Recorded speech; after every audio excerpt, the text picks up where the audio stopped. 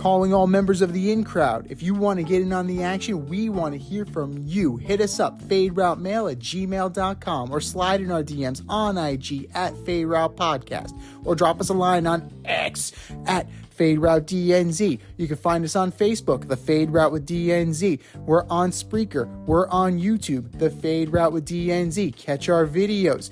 Like, subscribe, share, tell your friends, and spread the word.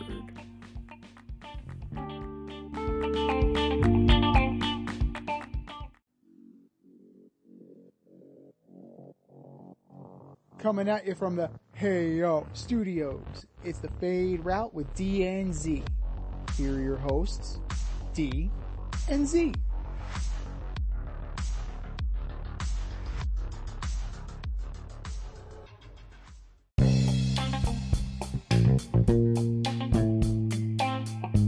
Coming at you live from the Hey Yo Studio. Hey Yo. It's the Fade Route with D and Z. I am D, and we've got a great show for you tonight. College football updates their playoff format. Gino moves past Coach K.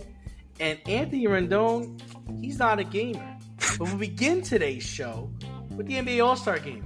Z, again, it was another year of just complete failure. I mean, there was no defense played. People throwing oops to themselves. People hurting themselves, throwing oops to themselves. People shooting from half court. The East put up over 200 points. It was just embarrassing. It was tough to watch. So Z, I got to ask you, like, how do we fix it? Can we fix it? Is it worth fixing?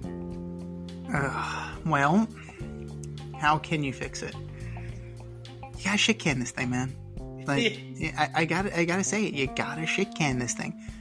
I get that Jalen Brunson is on record saying he was proud of being on one of the first, if not the first, teams to ever score 200 points.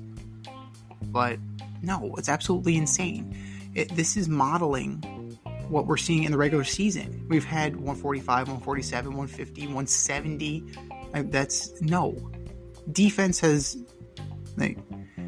Defense has long left the game, and now it's this weird hybrid of the dunk contest and the three-point contest to the point where it's not basketball anymore. It's not entertaining.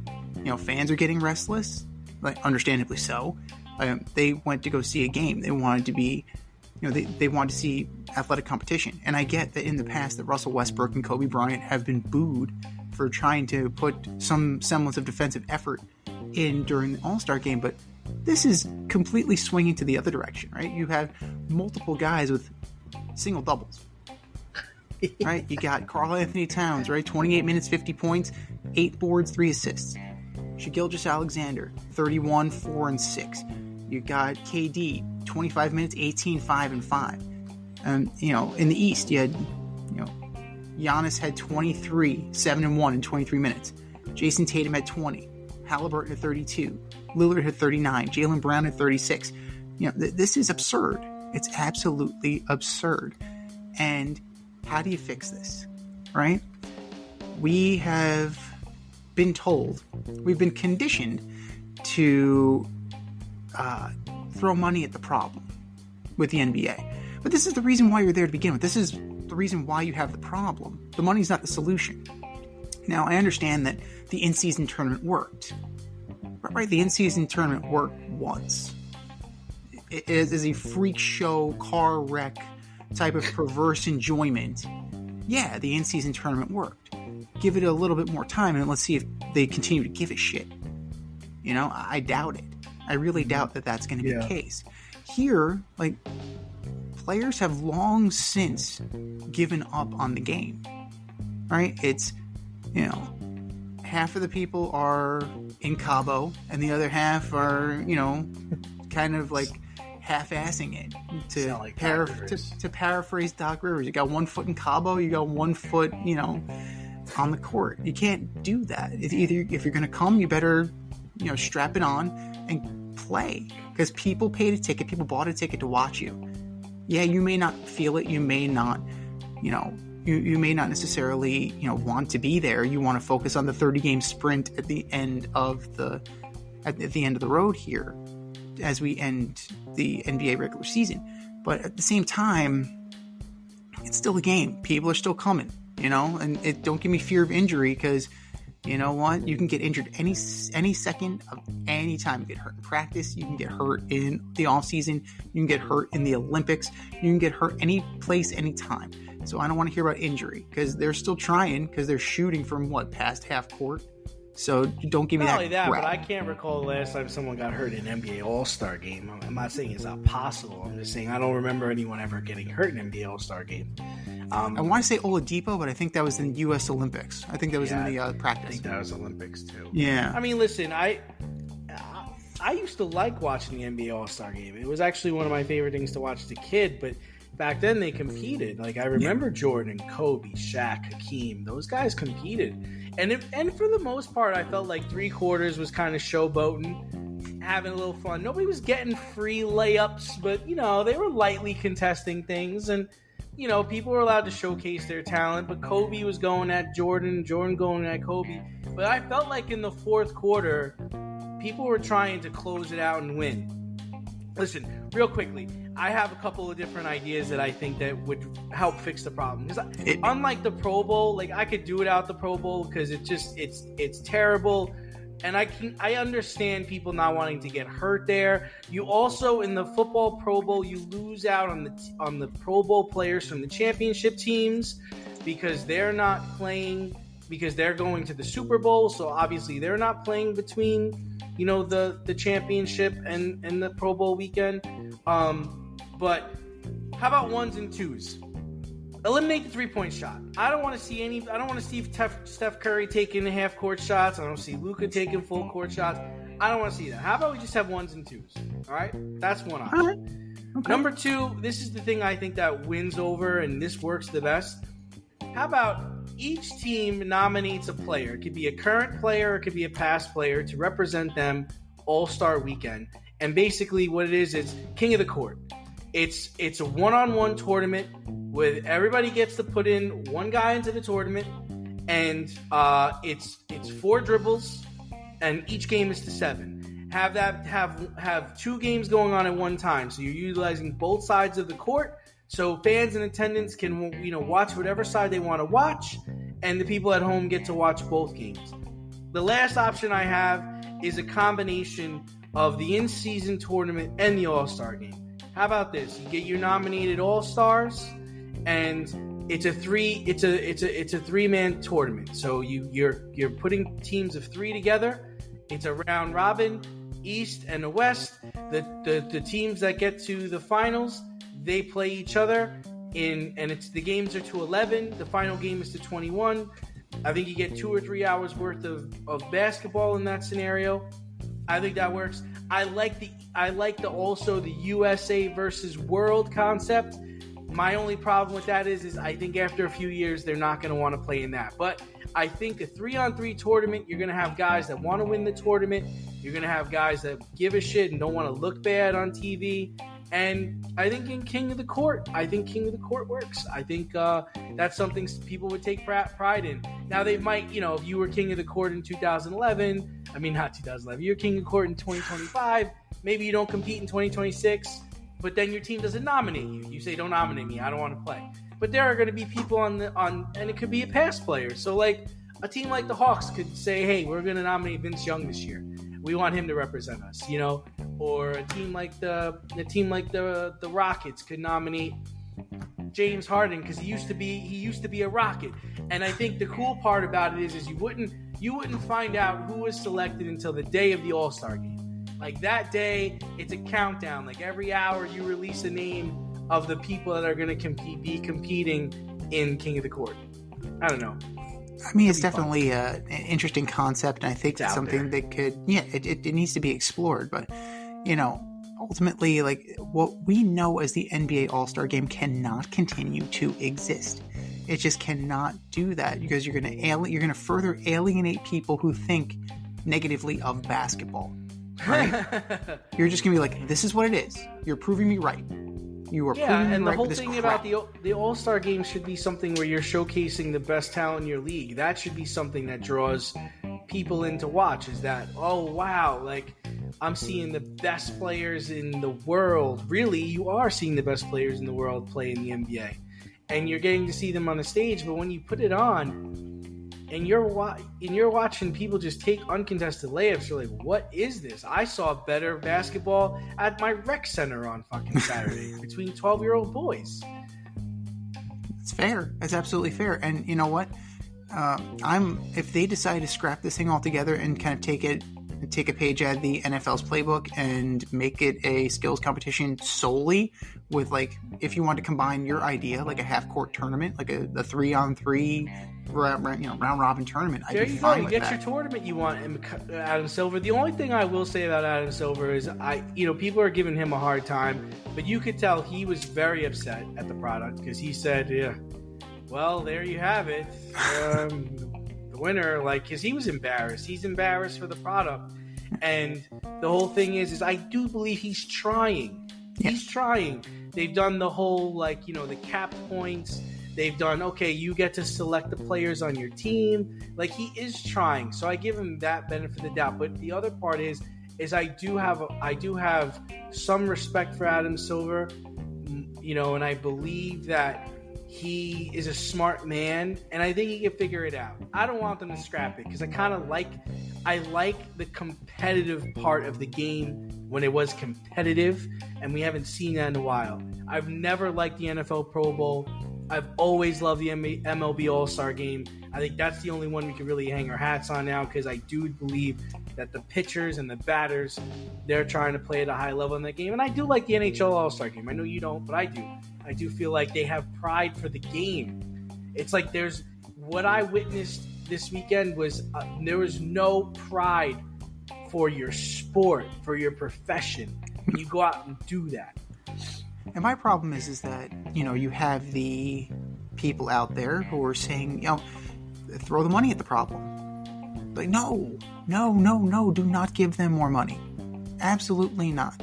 Like that's not the way to go. It's a shakedown. You're already getting paid. But you're already getting paid. Right. You're already getting paid. It's in your contract. More.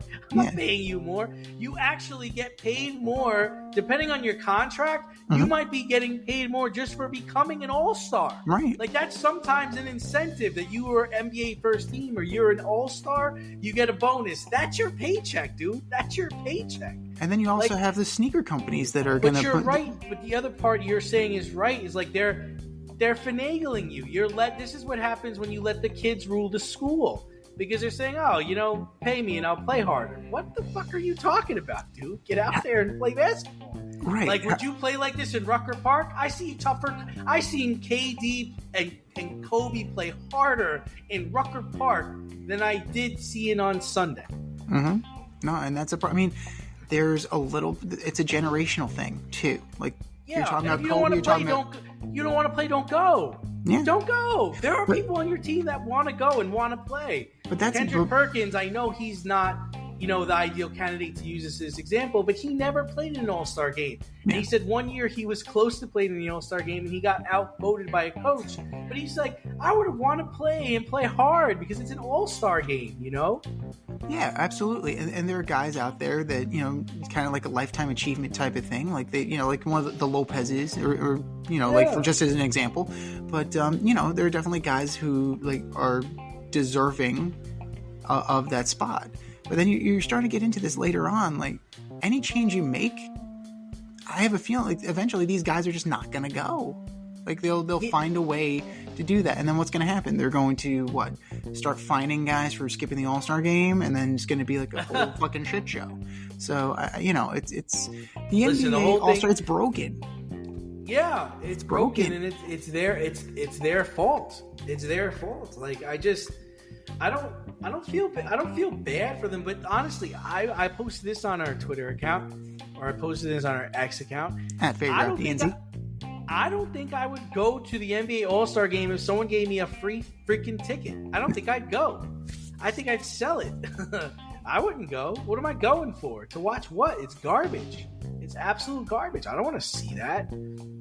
Like I said, the rec center down the street had better basketball this weekend. The highlight of the weekend ended up being Steph Curry beating Sabrina Ionescu in the 3-point All-Star shootout, the battle of the sexes, so to speak. but it is not without controversy.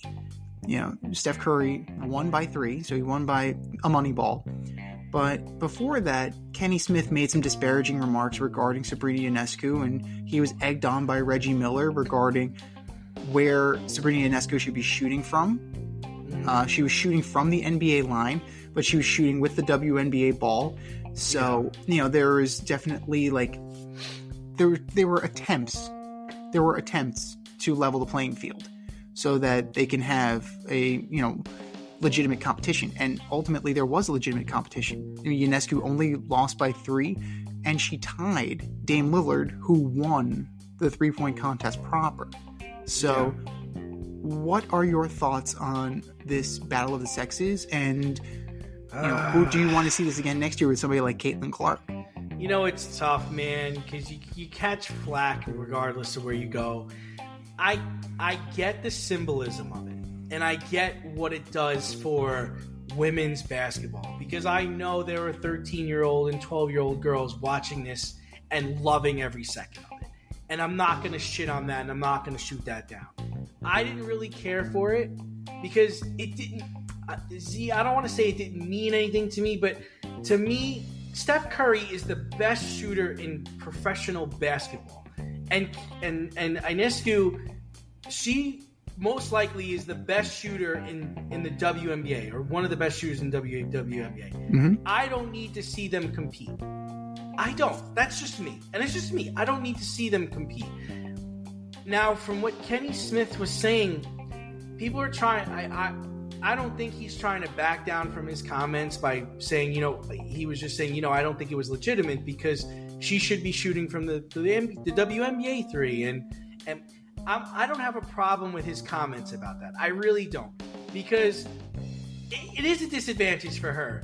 Steph Curry does this every day. And I know she practices like that. She said she did. And it was ultimately her choice. It wasn't pushed on her. But... he is kind of right in a sense. Like, you don't do this all this time. This man does do it all the time. He's shooting an NBA basketball. You're shooting a WNBA basketball. Are we really on equal ground here? I don't think we are. Do we have to be? Probably not, because it's an exhibition. But to me, Steph had everything to lose in that competition and nothing really to gain. I'm okay with them doing a team up next year. If you want to add Caitlin Clark to this and you want to add Clay to it, I'm fine with that. But why not just add the girls to the 3-point competition for the men? Like, you just said, like, she tied Dame Lillard, who won. Just enter the contest. How about all shooters can jump in this? Like, you have Matt McClung competing from the G League for the dunk contest. I don't have a problem with Sabrina playing in the 3-point contest. I don't have a problem with any of the women playing in the skills competition for the men. So that's where I stand on it. I wasn't offended by what he said. I kind of get what he's saying. Like, you're doing something that you don't normally do. I want to see you do what you normally do and how good you're doing that. And as far as I applaud her. It went a lot better than I thought it would. I didn't think she was going to be able to hang it up there with Steph, and she totally did. She competed on a high level in front of thousands of fans. Bravo to her. Happy for her. Big moment for the WNBA. It's a huge moment for the WNBA. It's a huge moment for gender equality in this, because it did show that if you can shoot, you can shoot. Shooters can shoot. Shooters can shoot. Shooters can shoot. Regardless, shooters shoot. Right. And it's something, and I do find it very interesting. I was listening to PTI, and Michael Wilbon said his son actually bought Sabrina Ionescu sneakers because she designs them for men and women. Cool. So it's opening a new avenue for that, and it brings together. I'll tell you right now, I would rock a Sue Bird jersey. I love Sue Bird. It's one of my favorite players, especially since she came from Long Island. Yeah. And I always like Taurasi, and Caitlin Clark's going to be a phenom. She's more exciting to watch than the St. John's basketball team right now. So I mean, we've been very fortunate to see. Like, we came up around Cheryl Miller's time, but, you know, we got to see Lisa Leslie and Teresa Weatherspoon and Cheryl Swoops and Taurasi and Sue Bird. And, you know, we got to see all these people, and we got to see Brittany Griner. Everybody that's come through and has made an impact, we've had a chance to see because, you know, it's a growing sport. And, you know, it's due to Title IX, and it's due, you know, we have multiple reasons why it's growing internationally. It's growing here in the States.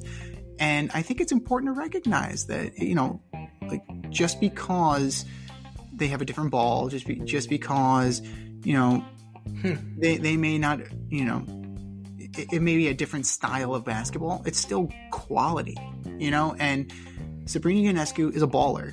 And it doesn't matter if you're a man, it doesn't matter if you're a woman. If you're a baller, you're a baller. And I think that Kenny Smith was trying to force something that wasn't there. I really think that... I'm trying to give him the benefit of the doubt. You know, I understand. He's catching a lot of flack for it.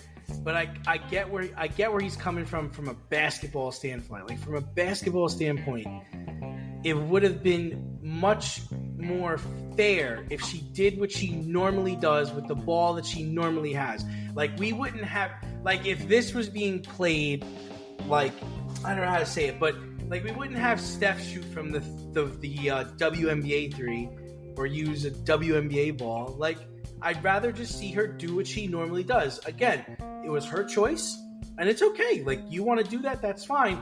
I think she would have did a lot better if she did it at the WNBA 3. That's the other part I'd say. I mean, she was one shot. There's a one shot difference. But you're looking at the majority of her shots come from between 20 and 29 feet. She does go to 30 to 34 feet. And she's 6 for 12 this season. So she definitely she has range. She can shoot from three, absolutely. And she's a 44.8% 3-point shooter this year. So she's got the shot, man. She definitely can pull it out from distance. No, she does. She's great. I definitely think it is much ado about nothing on Kenny Smith's part, and I really think that there was. It was unnecessary, and then the Reggie Miller thing with the playing with dolls and just fucking weird and out of nowhere. But shooters can shoot, man.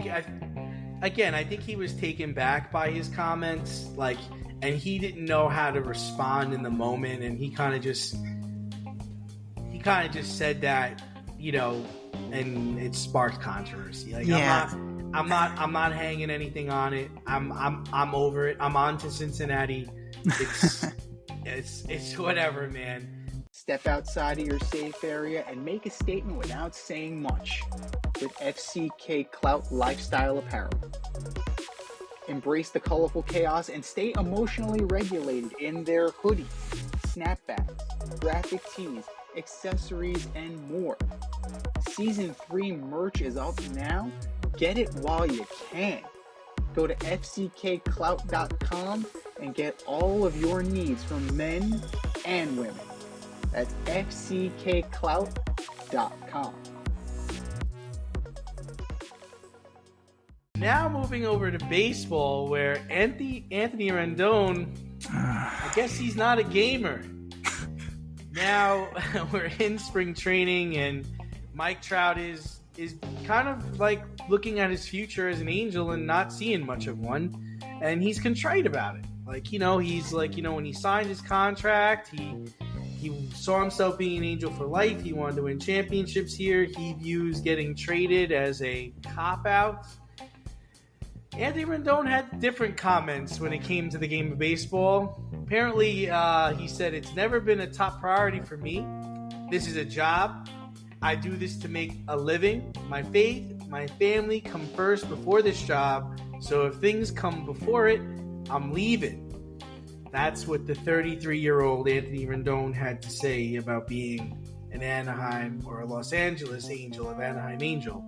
What say you, Z? He has averaged in 4 years in Anaheim. He's averaged 50 games a year. Yeah. 50. So at the high water mark, he played 58 games in 2021. yeah, you're not kidding me that baseball is not much of a priority. Like, it's very telling to me that you were so willing to go above and beyond to break your back to secure the bag, right? You got that big money deal from the Angels. You set yourself up generationally, and now all of a sudden, you can't stay on the field, right? You can't do it. And well, it's clearly not a priority to him. It's not a priority. Clearly it isn't. But you know what? We have to have a little caveat here. The 52-game season was in the 2020 COVID year. So he did play 52 out of 60 games. So almost an entire season by Mr. Rendon that year. So good job, Tony Two Bags, more like Tony Douchebag. So I understand that, like, faith and family, I get it's important. Family always comes first. I agree. However, baseball is what allows you to provide for your family, right? And baseball funds your faith. You're able to do whatever charity, whatever philanthropy you do based on you having these skills and having these talents playing the game of baseball. So to me, a lot of this is take, and it's not much in the way of giving. Yeah, I get it. It's a priority to be with your family. It's a priority to be with your faith. But at some point, like you and I, right, we can have these things. We can prioritize these things. But we do have to go to work. If we don't go to our job, what happens? Like, somebody else will do our job. Screw you, you're fired. You're fired. So, exactly. He's not immune to this. Just because you get paid a shit ton of money and just because you have skill doesn't mean that you can kind of take this job and make it a no-show job. And if I'm Mike Trout, yeah, he came out, he was very forthright. You were absolutely right. He's talking about how it's the it's the easy way out to ask for a trade. It's the chicken shit way out, right? He was kind of, he's kind of like doubling down on everything, saying like, I made this bet.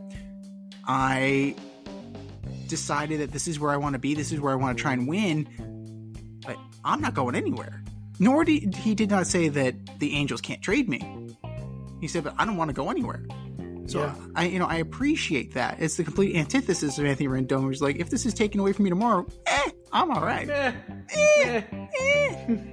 So it seems like it seems like some bullshit to me. And if I'm Mike Trout, I'm going into Perry Manassian's office and I'm saying, get rid of this asshole. I want guys who are about baseball. Yeah, I want guys who are about baseball. Listen, I've always been an Anthony Rendon fan. I've always thought he was a gamer. I mean, the numbers he was putting up in Washington, I mean, you're talking about he was batting 287, 270, 301, 308, 319. And the dude he won the World Series. He was in the MVP conversation for 1, 2, 3, 4, 5 of those years. And it's just like, what the fuck happened to you? Now you curse at fans and you say some shit like this. Like, listen, I totally get it. I get it. Like, it's a job. Understood. But, dude, you've been playing pretty shitty at your job. Like, in 4 years, you're batting 250. You only got 22 bombs in 4 years. You signed a 7-year, $245 million contract. You're getting paid $38 million a year this year. I'm not saying that faith and family can't come first. That's not what I'm saying. But, dude, if this is a job, you're not doing your job. You're not. So when does that part kick in? When does the part kick in? Like, shit, I should play better. If this is my career, this is what I'm doing to provide for my family. Maybe I should bat better than 250. Maybe I should hit more than 5 bombs a year, right? Yeah, I mean, he's proving himself to be a pariah. Like, what's his deal? Like, what's your deal, dude? Like, I don't have the problem of having the mindset of this is a job, but fucking go do your job. You ain't doing your job, you should get fired. You should be fired from your job. You are not the player that they paid for fucking 4 years ago. Yeah, I mean, he has rabbit ears, as we noted from his altercation with a fan in Oakland. You know, he I'm is a bitch. Yeah, you call me a bitch. So you're saying I'm a bitch. So you're saying I'm a bitch. So you're saying I'm a bitch. These comments don't help you, Mr. Rendon. No, one of the 6 people that were in the stands at Oakland Coliseum. Got it right. Yeah, exactly. Well, you don't engage. It's like Media 101. Don't engage. Yeah, that's true. Yeah, So, I'm okay with that. Yeah. There's that. And then you're snippy with the media? Dude, like, at the end of the day, like, you got to play ball with the media. Right. Like, you don't control your narrative. I mean, you could go on the Players Tribune, but, you don't have the gravitas of a Mike Trout. You don't have the gravitas of a Derek Jeter. You don't have that level. You don't have that. But that's like going to work and walking down the hall and being like, fuck you, fuck you, fuck you. Like that's what that's like when you talk to the media that way and you treat fans that way. That they're not coworkers, but they're people you see every day at your place of employment. Like, where's your manners? What is going on with you, man? Like, it's Jim Rice. Jim Rice is a prick to the media too. I mean, Jim Rice is a major league prick to the media. But you know what? He was talented enough and he was consistent enough that eventually they got over it. I don't know if Anthony Rendon is good enough at this point in his career. He has taken such a nosedive that, I don't think he can withstand it. And, to me, like, I know that it's not the same guy and he was a little bit more even-keeled. But I see a lot of J.D. Drew in the situation. J.D. Drew is a pro. Like, I understand that J.D. Drew is a pro. But he didn't go out of his way to, like, go beyond this is my job. This is how I pay my bills. And that's it and that's all. Like, I'm not going to,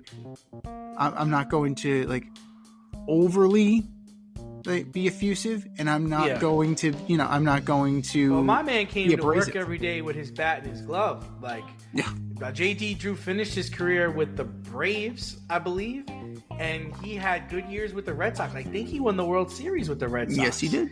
But he did. Yeah, and he was just like, okay, I'm here to do work. I'm here to bat 300 and knock in 100 RBI and field my position. That's what I'm here to do. You're not even doing that, bruh. Like, if you're doing that, then we can't say anything to you, but you're not even doing that. Like, come to work, do your job, and that's it. Even if he was hitting like 275. Yes, with like 20 bombs. Yeah. Okay, sure. 80 RBI. All right, dude. Like, we get it. You're at the back half of your career. I ain't mad at you, but you're not even doing that. You're not even playing. You're not playing enough. But he has not hit more than 10 home runs since 2019. 9, 6, 5, 2. 2. So this is the guy who's protecting Mike Trout. 2. Yeah. Avoid messy accidents. Get better stopping power with your brake pads. Callahan brake pads. You never know when you'll be driving in the road and there will be a truck tire that you need to avoid and save your family. Callahan Auto. We really care about what's under your hood. Well, moving on to basketball, another one of your favorite guys, JJ Redick.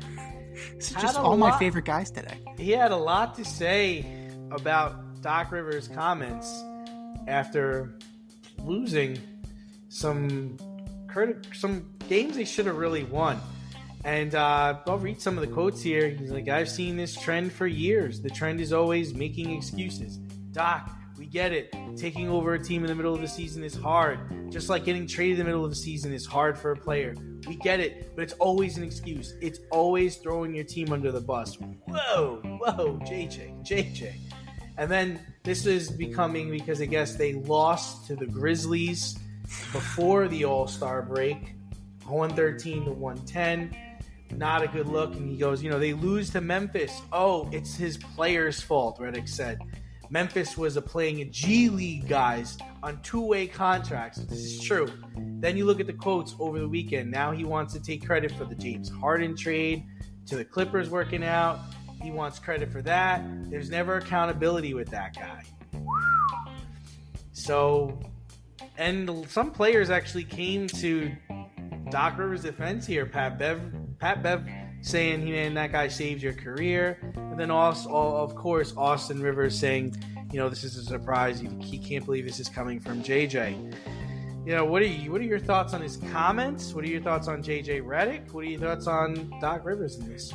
So you're saying that JJ Redick is not invited to Doc Rivers' house for Thanksgiving? I'm sure he will be. Yeah. So, JJ Redick is entitled to his opinion. This is his job now. His job is to be a pundit. He's not there to be friends, right? If he legitimately feels that way, then by all means, say it. And he is just echoing things that we have been seeing for years, right? In this regard, sure. It's very difficult for me to not be on JJ's side to some extent. Now, could he have done it a little bit better? Probably. Could he have not have been so abrasive about it? Okay. But at the end of the day, he's not saying anything that, isn't, logical. It's not something that can be easily debunked, right? Doc Rivers only won when he had Kevin Garnett, Paul Pierce, and Ray Allen, right? He didn't win in Orlando. He didn't won the All-Star game when he had all the All-Stars.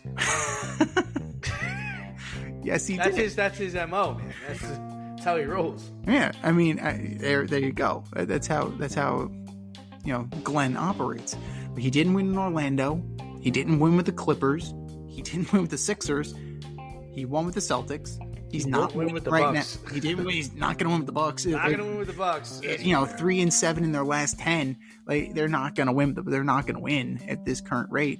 And yeah, it's true. Trying to change over a culture, trying to learn chemistry, trying to put your stamp on a team in the middle of the season is difficult. Everybody understands that. Anybody who's ever left a job and then gone to get another job understands that. You're leaving some things behind and you're now having to adapt to new people. You're adapting to a new organization. He does have a little bit of credibility. He's got some skin in Milwaukee. But he doesn't have any skin with Giannis. He's got to develop that. He doesn't have anything with Damian Lillard. He's got to develop that. And yeah, it's 10 games, 11 games. He's still doing that, but you can't be excuse building right now. And I got to say that to that degree that JJ Redick is right. Now, where you lose me is Patrick Beverley coming in, saying that JJ Redick is somehow indebted to Doc Rivers. How long is this? What's the statute of limitations on this? When is it okay for a former player to be critical of his former coach? At what point in his career is that okay? You can absolutely be critical. The one time when it's not okay to be critical of your coach is when you're actively playing for him. That's what I would argue. You save that shit for behind closed doors. And then write a book, do a documentary, whatever the hell you want to do. But Pat Beverley saying that, JJ Redick was like nothing without Doc Rivers and so on and so forth, that's too much. And what do you expect from Austin Rivers? He's like, Dad, my dad sucks. My dad sucks as a coach. What do you want him to say? He's in an impossible situation. Yeah. You're not going to, he's not going to be, even if he means it, even if he believes it, he's not going to say it. So, Pat Bev is stirring the pot, JJ Redick stirring the pot. At the end of the day, it's valid. What JJ said was valid. Yeah. No, I agree. I don't really like JJ Redick. We don't see eye to eye on anything. But I do. You see eye to eye on Doc Rivers? Yeah, we do see eye to eye on Doc Rivers, apparently. I think his comments were kind of spot on. It's just like, no shit, this was going to be hard. Like, what made you think you were just going to come into the season, take over this team, and win with this team? Like, you need 3 Hall of Famers to win, and you don't have that on this team. And yeah, I think there should be a certain accountability. I think he should be taking some of the blame, saying, hey, I've got to coach better. I've got to figure this out. and not be throwing it on the players. I'm surprised that Pat Bev came to the defense of Doc Rivers, because I don't see why anybody would. I could see Paul Pierce, Ray Allen, and maybe Perkins coming to his defense. That makes sense to me because he won with those guys. But Pat Bev don't owe him anything. And he brought up a comment where he's like, dude, he brought you to LA to be a starter. You know, who the fuck else in the NBA is going to start your lame ass, you know? But it's, I think it's all deservedly so. But, you know, some of this is also on Milwaukee. I mean, we don't know how much Giannis is involved in this, because I do think he is one of the catalysts that's asking for all these changes. Not completely. Some of these moves just don't make sense, you know? And it's just like he couldn't win with that Clipper team, and he couldn't win with the 76ers team. Like, why do you think he's going to win with this team like that? But the only thing JJ has to be careful of is, like, he's got his own podcast now, and I think he needs to be careful what he does with ESPN, because they'll run him out there, right? They'll be like, all right, JJ, you know, go on camera and say this about this guy. And he'll be like, yeah, I believe it, so I'm going to go and say it. You kind of got to be careful there. You got to watch your back. You got to make sure, like, because there is going to be ripple effects to the things that you say. And in this situation, Pat Bev clearly had a problem with this. I'm sure Perkins had a problem with this. I'm sure Kevin Garnett had a problem with this. I'm sure those guys have a problem with this. And JJ is just one of those straight shooters. I hate to say that, but he is. Like, he says what's on his mind. He has that bravado about him. Yeah. Like, it's that Duke rich boy, like, basketball player, like Christian Laettner attitude that I can go to your face and say whatever I want, and I don't care about the repercussions. But I think there will be. So I think he just, you know, this is something that he really believed in. I truly believe he believes the things he's saying. But when you go on TV and you trash Doc Rivers like this, now when they need you to go trash somebody, they're going to be like, hey, JJ, what do you think about this? And then you're going to become that guy. I'm not trying to put ethnicity in this, but you're the white guy trashing the black man. Like, you know what I mean? Like, you're going to be that guy. You're going to be, because not a lot of people are going to walk up to the microphone and say that about Doc Rivers or another prominent black man in the league. Right. Well, to suffice it to say, he's lost access to the Bucks. If he goes to the building, they're going to tell him to scratch, and rightfully so. But I think I think some players are going to feel that way too. Like, even if you're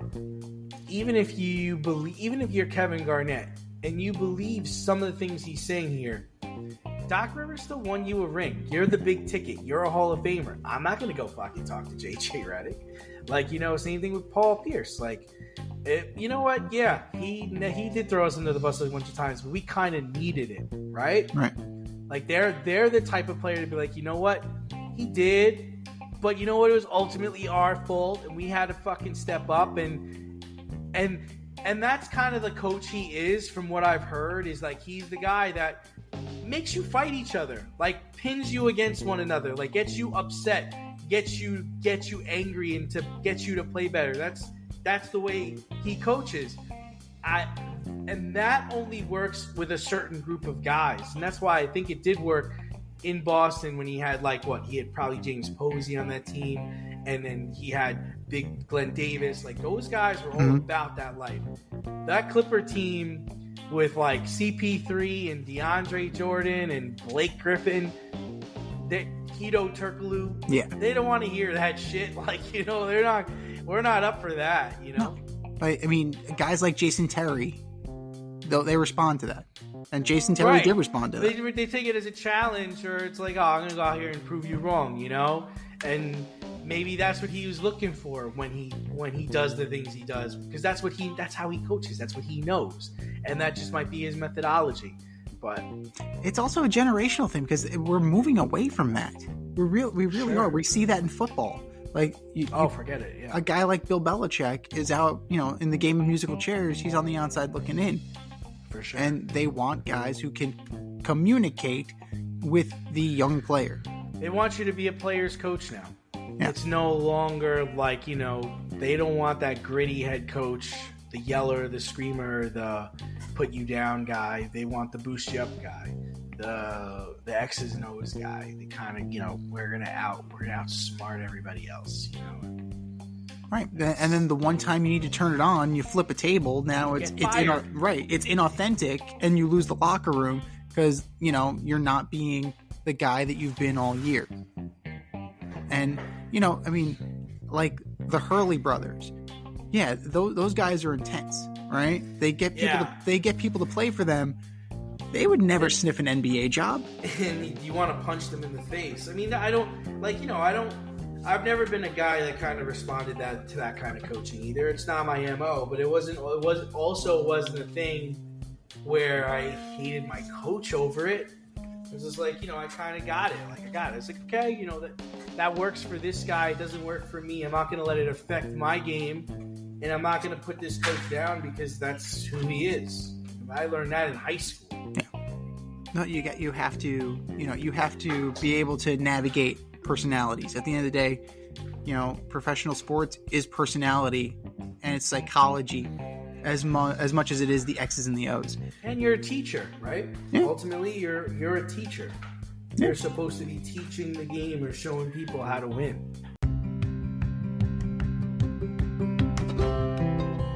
Do you love brownies?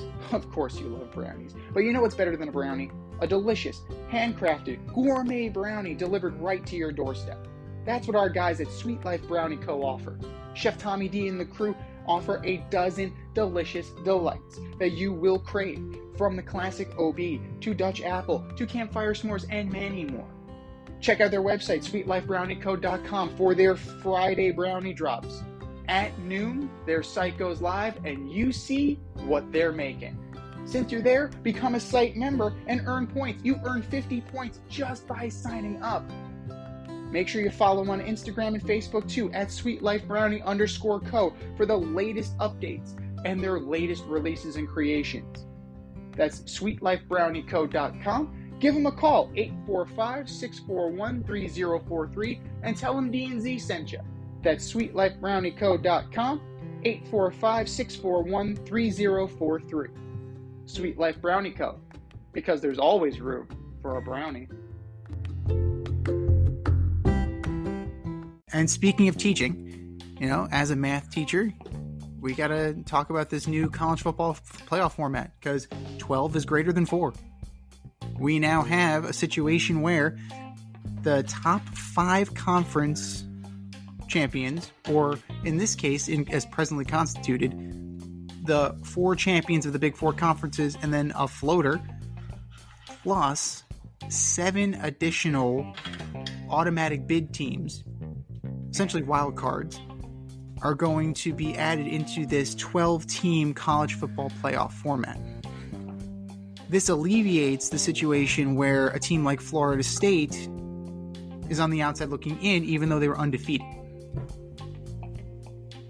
Big deal, little deal, or no deal at all? It's an awful deal. How about that? It's terrible. They're already talking about going to 14. Can we do 12 first? They're talking about 14 already, and then it's going to be 16, and then it's going to be 20. It's just going to keep going up, man, because they're just going to want everybody who's ranked to get into this thing so they can have their round-robin tournament that lasts for fucking ever. I think it's terrible. I'm not interested. I'm interested in the top 4 teams. You want to go to 6?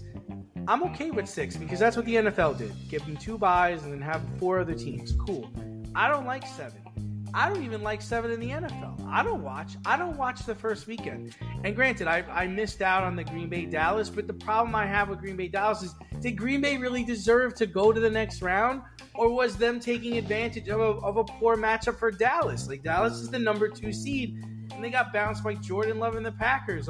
Just because on any given Saturday or any given Sunday, any team could win. Anything can happen. Someone could get hurt. Someone could be sick. Anything can happen, and you're putting more of that out there. You're creating a bigger chance for upset. You're diluting the pool. You're diluting it. I don't want to fucking see these teams. Like, I don't need to see them. I've seen them. I'm not interested. And that's the problem here, is like everybody wants. Now, the only thing I will say to the defense is that we live in the Northeast, okay? College football is just not as relevant here as it is in other parts of the country, right? Like in the Midwest and in the South, it's king. Like this is what, like, the people in Alabama, they wait all year for the spring game, for crying out loud. Yeah. And then they get into the season, and it's every Saturday, and their team's gonna play in the SEC championship game, and then it's bowl season. Like, they're all about that life, because once that's over, it's over. There's nothing else. That goes the same for schools like in Nebraska. Like, Nebraska's big. This is big for Wisconsin's another place where it's big. So I kind of get it. Like, because if you think about it, Z, like, for the next 10 years, all those schools I just mentioned are going to be in this playoff. Like, there's no way Wisconsin is going to not finish top 14, right? Or top 12. Like, just think about it. Like, the way they're going to schedule, the way they're going to play, they're going to make sure that they're in the top 12. And that's the whole thing, is like, you're just trying to be more inclusive. You're trying for everybody to get money. But that's not the answer. That's not the answer. Like, in my opinion, I get it. Like, Georgia probably should have been in the playoffs, and it would have been nice to see Florida State get in there. But at the end of the day, they didn't make it, and that's it. We live with it. Fight on another day. Right. And at the end of the day, the answer to this is money. You're going to get more money out of this. This is what they want. This is what they're going to get. Like, for example, this year, you'd have Michigan, Washington, Texas, Georgia, Alabama, Oregon, Florida State, Missouri, Ole Miss, Ohio State, Arizona, and LSU. And I don't need all those teams. I don't need Oregon. Don't need them. Don't need LSU. Don't need them. So, like, that's what we're looking at right now. And, it's supposed to be the top 5, right? The champions of the top 5 conferences. Now, the kibosh has been put on that because of the slow death of the Pac-12. We don't know what the hell's going to happen there. You still have Washington State, and you still have Oregon State, like, holding on to what could be. They're talking about merging with the Mountain West. So, okay, fine. Like, what's 2 more in the Mountain West? Does that make them a Power 5 conference? No. It's the Big 10, the Big 12, ACC, and the SEC. Anybody else, yeah, your guess is as good as mine. So, most likely... But if I'm an AD, I'm not scheduling anybody, man. No. I'm scheduling 2 games, like, against top teams. And even if I split, I got a chance, especially if it's earlier in the season. All I got to do is finish top 12. All I need to be is have my team in the race. And if I'm a number 4 really ranked team and I finish in 10, well, yippee, because I'm going to have a cakewalk to national championship game. That's what's going to happen. It's going to happen. Any smart AD is going to play it that way. Why am I going to kill my guys with this schedule when all I got to do is finish top 12? Think about it. You went from having to finish like 1 or 2, right? Mm-hmm. Undefeated season to win a national title. Now you're telling me, shit, I just got to get in. I just got to be one of those teams. I could lose my quarterback in week 2 and come back at the end of the season and still have a chance at this thing. Absolutely. How's that going to make for good college football? But again, that's us looking at it from a Northeast perspective, but people in Alabama or Texas are going to be like, oh, we've got a chance all year. We're going to be in it. Great. I'm flying to wherever to watch this game. But at the end of the day, like you're saying, this is not the elite. This is not the best of the best. This year, this year alone, right? You're looking at, you would have had 2 undefeated teams, a few 1-loss teams, a few 2-loss teams, and even a 3-loss team. Like, that's what you would be culling from. That's who you would... You're now letting 3-loss teams into this tournament, right? Yeah. How good are these teams? Now, if you're doing this tournament format, you're going to end up possibly getting to a 17-game season. So you're getting them ready for the length of an NFL season. So in that regard, that's a positive. But the negative of it is that you're going to see the same old. Of those teams, of those teams that we mentioned before, like Florida State was the only story, right? The UCFs of the world, they'll get their shot. Like, that's the one upside to this. You would still, like, we got Cincinnati a few years ago. We would still get Cincinnati. We're just going to get a bunch more to go with it. Right. You're going to get, in 2 years, I think James Madison's finally eligible. You'll finally get James Madison. The little guys will be there, but then it's going to be like the mid-majors, what they used to be in college basketball. Like, eventually it's going to be like what Gonzaga used to be before Gonzaga became a national power. Right? The little engine that could. Like Boise State used to be. You do get a little bit of entertainment from that regard, but who's winning here? Who's benefiting? The same people that have been benefiting the entire time. And the answer to it is money. People are going to keep watching it. They're going to keep getting paid, and it's just going to get bigger and bigger, like you said, until they get to the magic number. What's the magic number? Like, what is it? Because they're, like you said, they're already talking about going from 12 to 14. Is it 16 so that there are no buys? Is that what you're trying to eliminate? Or what are you trying to do? What is your end game here? Because at the end of the day, like, people are going to watch. They're going to watch regardless. They've been watching. And they're going to continue to, because like you said, you're absolutely right about this. College football. The thing I'm going to tell you is I think the regular college football fan is going to watch.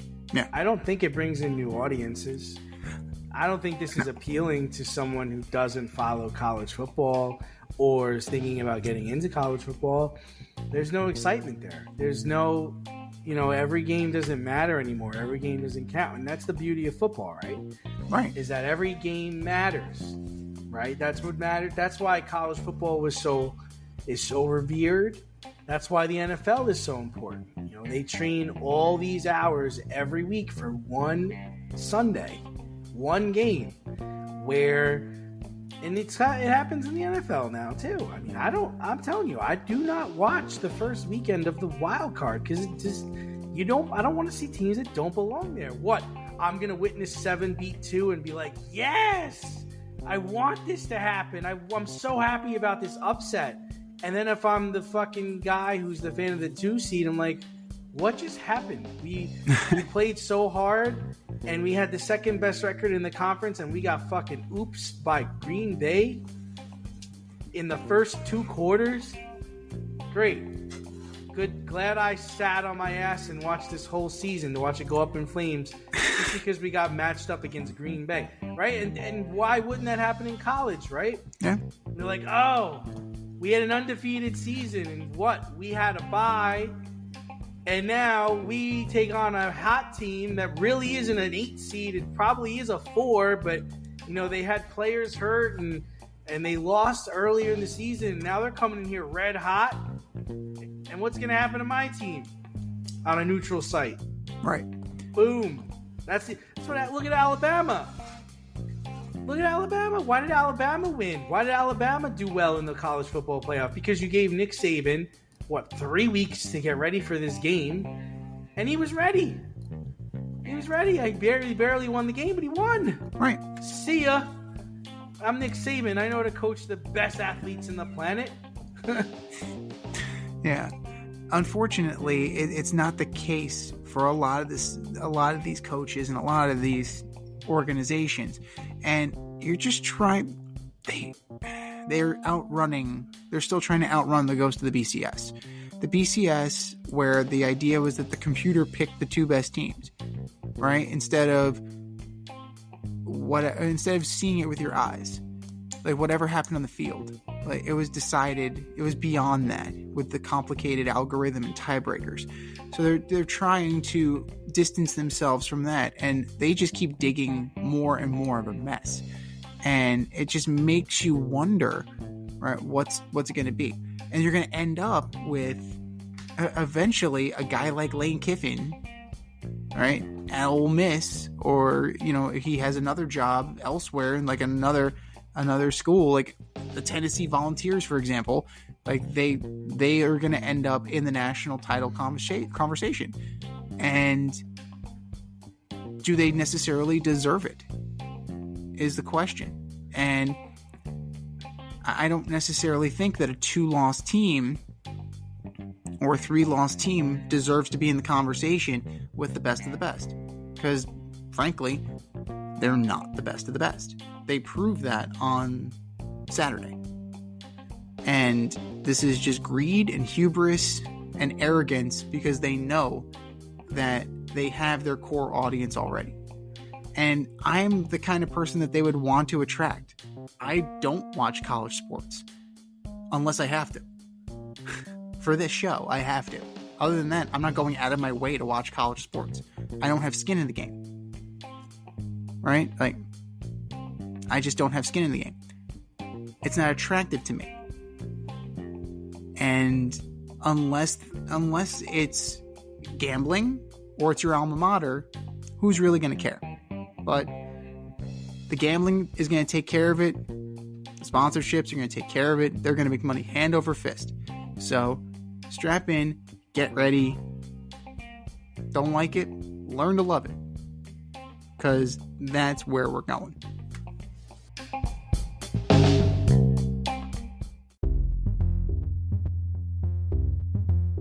Are you in need of air care maintenance or service? I have the company for you. Air Care Technicians. They service the Westchester and Northern Bronx area and can help you with all your heating and cooling, maintenance, and service needs. Just give them a call at 914-315-1547. Again, that's 914-315-1547. Or shoot them an email at aircaretechnicians@gmail.com. These guys are the real deal as they are veteran-owned, licensed, and insured. Make sure to tell them that D&Z sent you.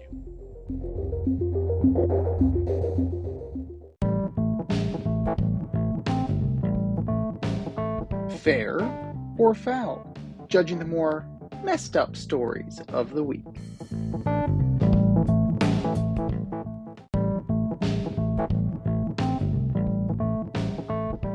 Alright, boys and girls, we have a statement, and it's either fair or foul. Fair or foul. Number one, the Nets were right to fire Jacques Vaughn. It's fair, but I just think that Sean Marks should have got fired too. I mean, this guy, just destroyed this franchise. I mean, you bring in Harden, you bring in Durant, you bring in Kyrie Irving, and then you trade them all. You get Ugat's back, you fire 2 coaches, and you hand this guy the keys and say, go ahead, win some games? I mean, come on, this is not realistic. You really think he's going to compete for a championship? The fact that he stayed there, the fact that anybody wants this job is astounding. And I just think that if you're going to fire the head coach, you should have fired the GM too, because he's not really doing much to win right now. It's absolutely foul when you take into account that Sean Marks gets to keep his job after the colossal clusterfuck that the Brooklyn Nets have become.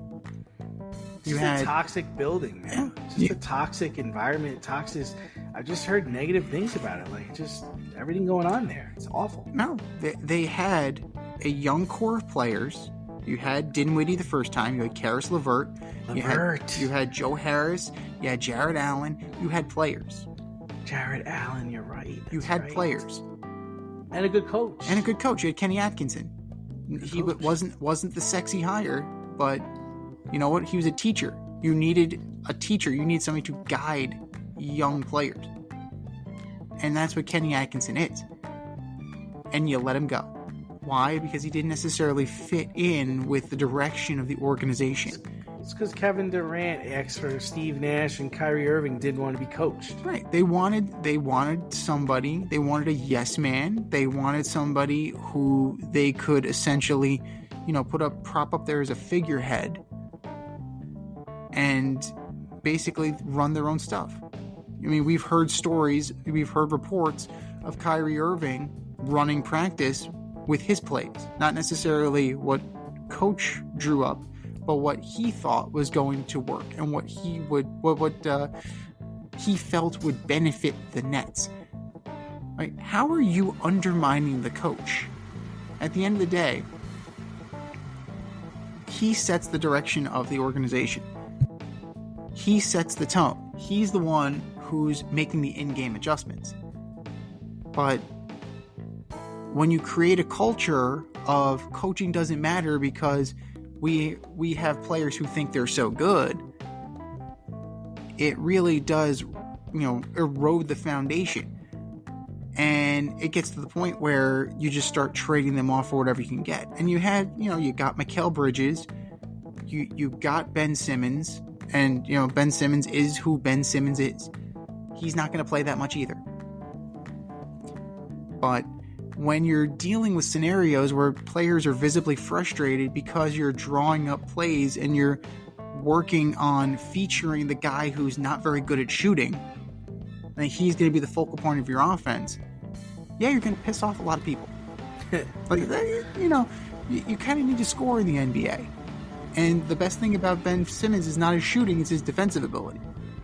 So that's kind of telling to me with Jacques Vaughn. But at the same time, I don't think this sticks to him. I think he was put in an untenable situation by a terrible organization that's run itself into the ground. So he'll get another job. Jacques Vaughn will absolutely get another job. He'll get another bite at the apple. I don't think this is going to be a Lloyd Pierce situation where he got fired, into his first season. I don't think that's going to happen. I don't think it's an Adrian Griffin situation. Jacques Vaughn is well respected in this league, and I think Jacques Vaughn will definitely get a job, but the Nets need to figure out their identity, and they need to figure out where they go from here. Because right now, the only place they're going is down. Fair or foul number 2, Lionel Messi is overshadowing the MLS. It's fair, but he's supposed to, right? I mean, that's the whole point of bringing him here. It's kind of like the Pele thing. It's kind of like the Beckham thing.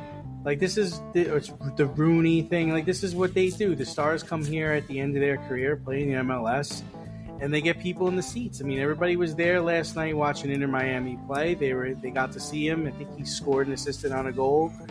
This is what it's all about. I mean, I'm going to say yes, and I think it's a good thing.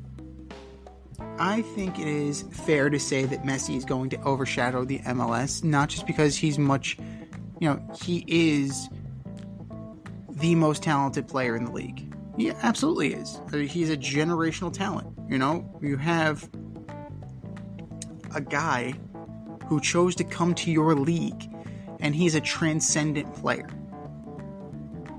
Things happen when he decides to go someplace. When he decides to do something, things happen.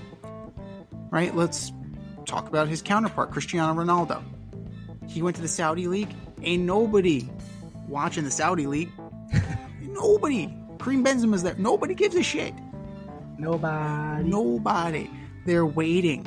They are waiting patiently till they can come back to the Premier League or come to the MLS or come to Serie A, wherever.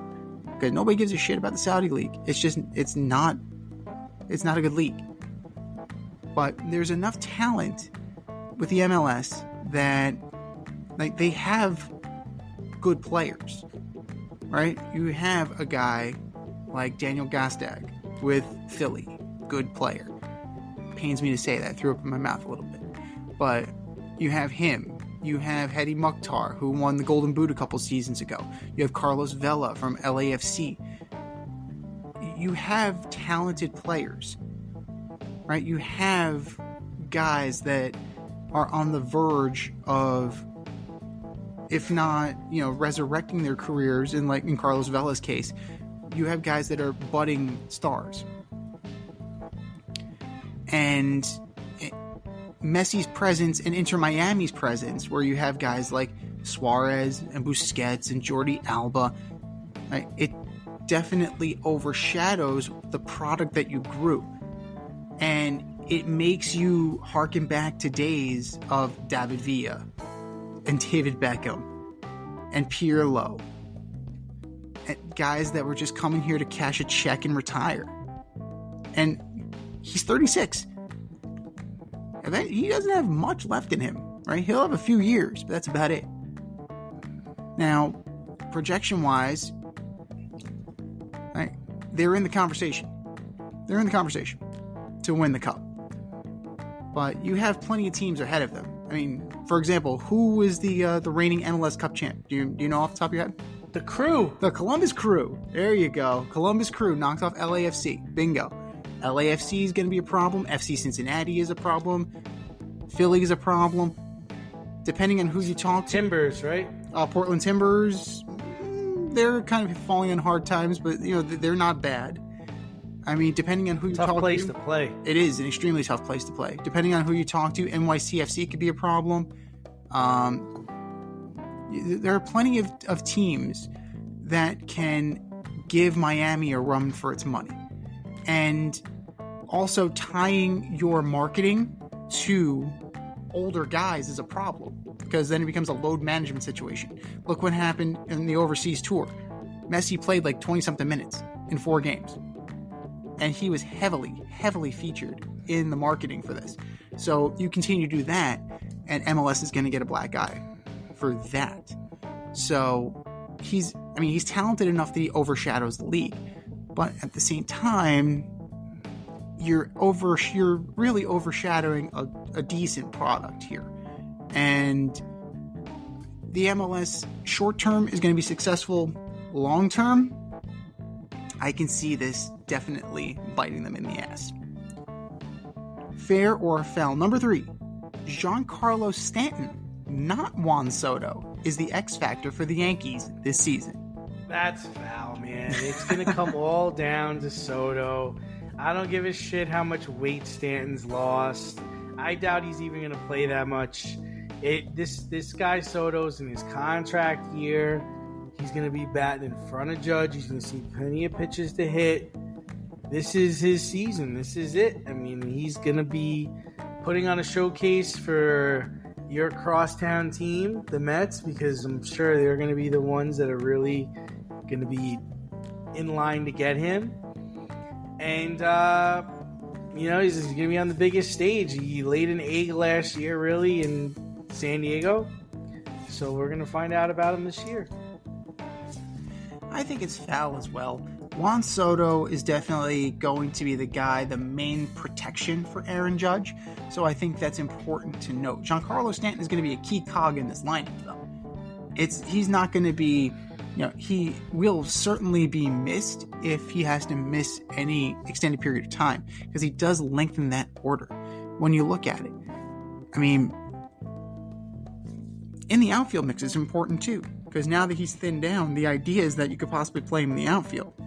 You'll have Verdugo, you'll have Soto, you'll have Judge, you have Stanton, and then you'll have Trent Grisham as your 5th outfielder. Like, it definitely is a more representative bunch. Yeah, it'll probably be LeMahieu, Soto, Judge, Rizzo, Torres, Verdugo, Stanton, Opie, Wells. That's how I draw it up. Either Torres or Stanton, one or the other. You can flip either one. I could also see Volpe leading off a lot this year, especially if DJ has problems again with his legs. So that could definitely be something to watch out for. But Stanton definitely lengthens that lineup a lot, as does Soto. But Soto provides the primary protection. And what you're looking at here, you have a short porch, you have a lefty who's just turning 25, mind you. And, we like to talk about how he bombed out in San Diego. He hit 275, 35, and 109 last year. That's not bad, man. That's really not bad. And Petco is it's not an easy ballpark to hit bombs in. You put him in the short porch in Yankee Stadium, and you got Aaron Judge hitting behind him. He's going to get pitches to hit. So I can easily see, if he stays healthy, probably 48 to 50. It's possible. It's definitely within the realm of possibility. Stanton needs to get that batting average above 200. He's got to stay on the field. For him, the target is 135. If he can play 135 games, I think that it would be a confidence booster for him. I think it'll be a confidence booster for the Yankees, and I think that they will, I think that they'll be a little bit better off than they were last year. But Stanton's a guy. Soto is the guy who's protecting Judge. Plain and simple. And Judge is already talking about load managing that toe. Oh, jeez. Yeah. So this is something that's going to haunt him for the remainder of his career. So he's going to have to rotate into that DH spot. So Giancarlo better be ready. He better be ready with that glove. And quietly as it's kept, man, before he got to the Yankees, he was a decent outfielder. He was actually pretty good. But, you know, they put him behind glass, wrapped in bubble wrap, like whatever. Like, this is... A lot of this is on the Yankees as much as it is on Stanton. An emphasis on the strength, not so much on the conditioning. Now he's back in the conditioning. Maybe, just maybe, he'll be able to play an outfield like he used to. But still early. Time will tell. And I'm interested to see where this goes for the New York Yankees.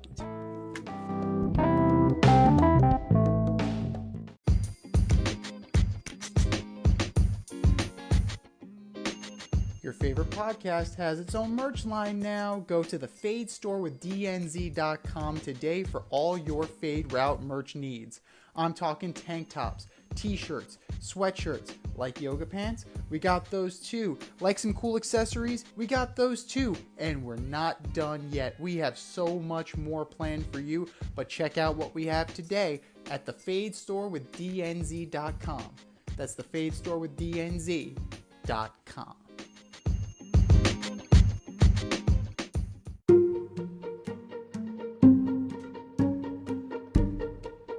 The Fade Store presents the Alleged Superstar of the Week Award.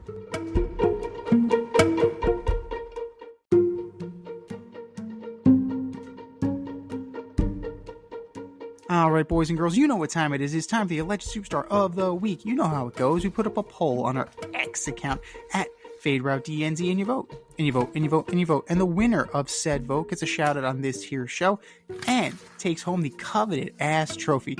And do you know who took home the coveted ass trophy last week? I don't.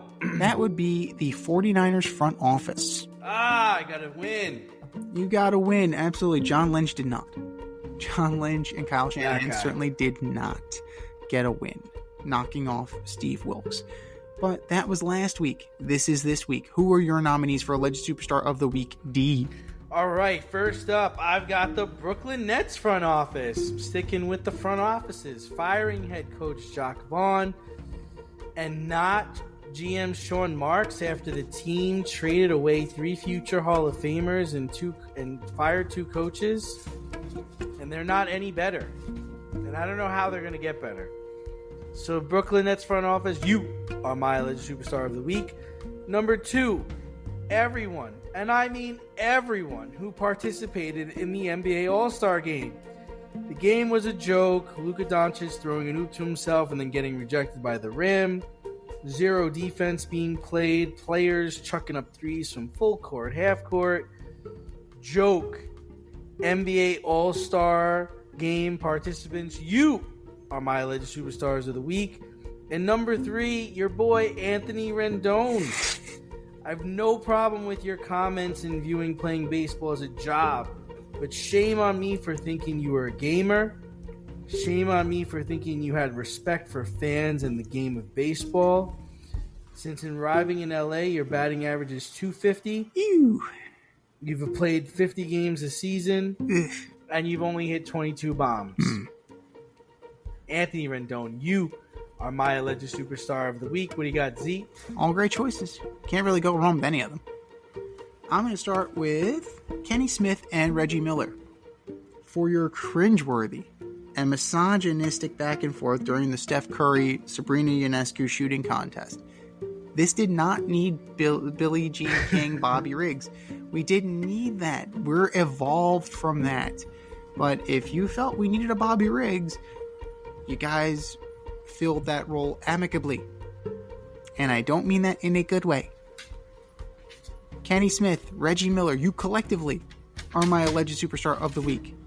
Number 2, Jimmy G. Jimmy G.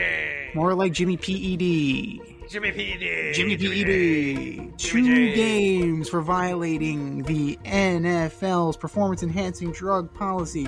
My question to you, Mr. G, Mr. Garoppolo, what performance were you enhancing? Your ability to hold the clipboard? Nice and straight. Nice and straight. No shake. Get it up. Get it up. Nice and get it up. Oh, that's good height. That's good height. Maybe you were engaging your glutes while you were sitting on the bench. Like, maybe that's what you were doing. You were continuing to engage your glutes. Maybe that was what was going on, but absolutely ridiculous. You squandered this opportunity with the Raiders, and now most likely you'll be looking for yet another home. But you will be sitting for 2 games. Jimmy G, Jimmy P.E.D. You are my alleged superstar of the week. And then last but not least, the New York Islanders Outdoor Stadium Series. You're up 4-1 on the Rangers. 4-1. And then 5-3. And you blew it. Big time. You had it and you lost it. Rangers won 6-5 in overtime with 79,000 fans in attendance watching. Oh, let's go Rangers! Oh, Let's go Rangers! Hey! Oh, geez. New York Islanders, what the hell's going on? Your free fall continues. Wah, wah, wah. You are my alleged superstar of the week. I think we said our piece. Go to our X account and our Spotify poll at FadeRouteDNZ and vote. And for our nominees.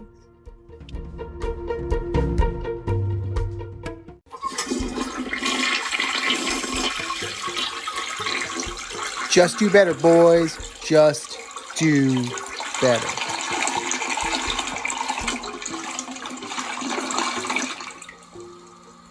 This has been the Fade Route with DNZ. Thanks for tuning in.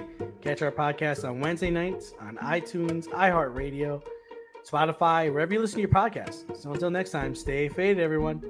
Time for us to run the go route. We'll talk to you next week. Thanks for listening to this episode of our podcast. If you like what you heard and want to hear more, be sure to like and subscribe on your favorite podcast platform. Rate us 5 stars, leave us a review, turn on subscription notifications, and tell your friends. Spread the word, spread it wide.